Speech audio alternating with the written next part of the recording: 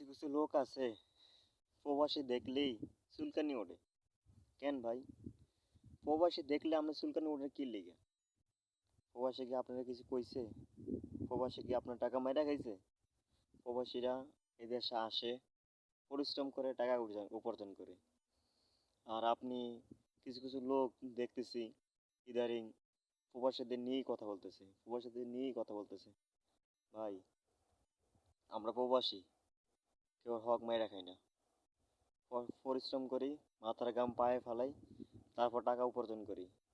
আপনার মতো বাপের হোটেলে, মার হোটেলে খাই না, আর রাস্তায় রাস্তায় ঘুরি না মোটরসাইকেল লইয়া। আমরা প্রবাসী, কষ্ট করে খাই। তে প্রবাসীদের নিয়ে টোল করার আগে মাথায় একটু চিন্তা ভাবনা করে নিয়েন যে আমি কাদের নিয়ে টোল করতেছি। আমি তো খাইতেছি বাপের হোটেলে। তা আমরাও কি আপনার মানে আপনার ভাষায় বোঝা যায় যে আমরাও মার হোটেলে বাপের হোটেলে গিয়ে খাই আপনার মতন, তাই না? আপনার মতো আমরা বাদামি হয়ে যাবেন, তাই না? তে যেই যাই কন, প্রবাসীদের নিয়ে খারাপ কথা বলবেন না, আশা করি বুঝতে পারছেন। কারণ প্রবাসীরা এক এক টাকা, সব রক্ত জমানো টাকা। আর কি বলবো, সবাই ভালো থাকেন, সুস্থ থাকবেন। আসসালামু আলাইকুম।